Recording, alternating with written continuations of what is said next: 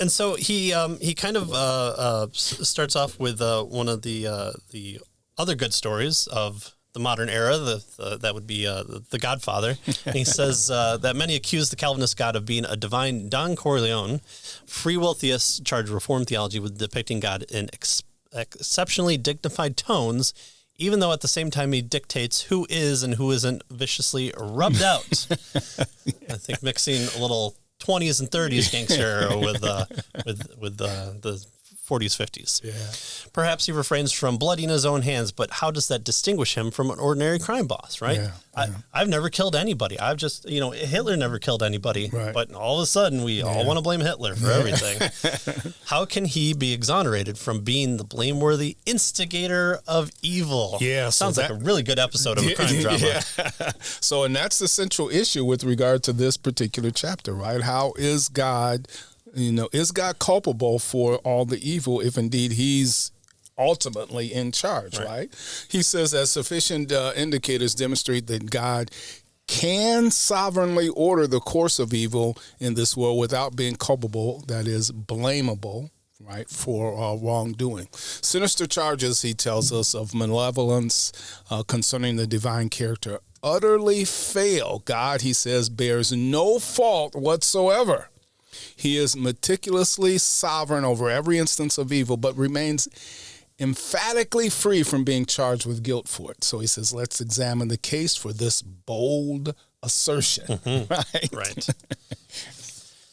So starting on page 202 here, we have the transcendent author of evil. So the providential model of God as the transcendent author of history, as we covered in chapter 7, presents an analogy by which God can easily be sovereign over evil without being morally culpable for it.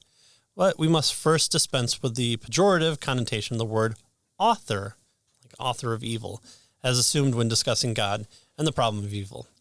So he says that while the Westminster Confession of Faith has antipathy towards the term, saying that God is not the author of sin, we should note that the reasonableness of this assertion given the historical context of mid-17th century theology. So it's dealing with kind of the words that were used then, and so we shouldn't anarchistically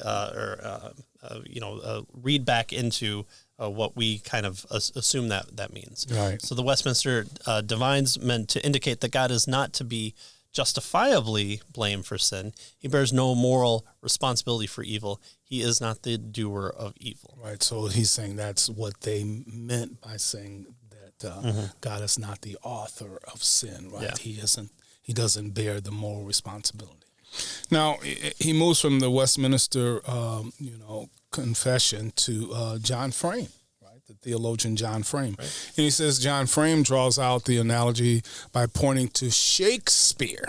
Right? So how does Shakespeare help us? Right? He says, well, when the famous playwright authors Macbeth, right, when he writes Macbeth, he authors Macbeth. He stands outside the story as the ultimate cause of everything taking place inside the story, and this includes the unsavory portions of the story, right? So Shakespeare is outside of the story, but, he is, ultimately the cause of everything that's in the story. And so he says there are two then complete causal chains, and every event in Macbeth has two causes, two sets of necessary and sufficient conditions. The causes within the play itself and the intentions of Shakespeare. Right? So Ophelia doesn't kill herself. Shakespeare does. So it's not a suicide. It's a murder. It's a murder by the author. Well, it's kind of bull. Yeah. And I like his assertion from Jonathan Edwards here. He says that if by the author of sin be meant the sinner, the agent or actor of sin, or the doer of wicked thing, so it would be a reproach and blasphemy to suppose God to be the author of sin.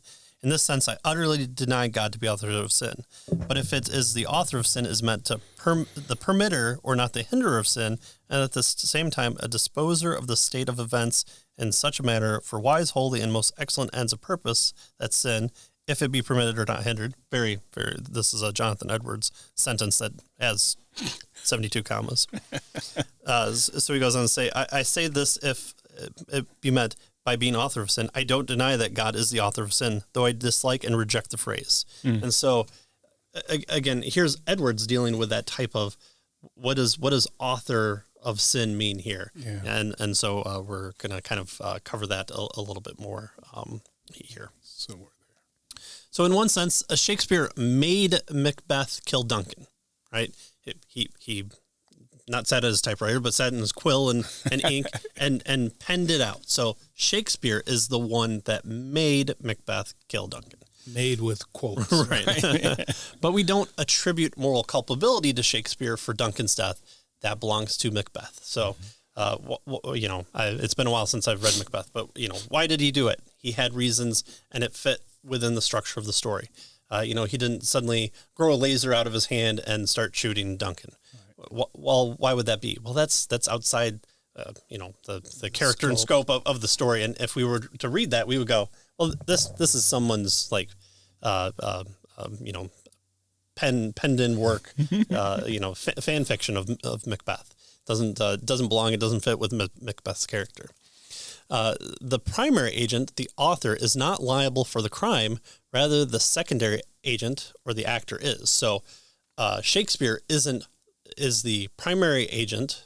He's not liable for the crime of making Macbeth the killer. Right. Macbeth is the killer. Right. It's not. Yeah. We don't attribute that to Shakespeare, even though he wrote it. Right. Thus, seeing God's transcendence as analogous to the transcendence of an author considerably loosens the tension that Scripture presents between his meticulous sovereignty and his impeccable goodness. And right. So this kind of takes away some of the tension, right?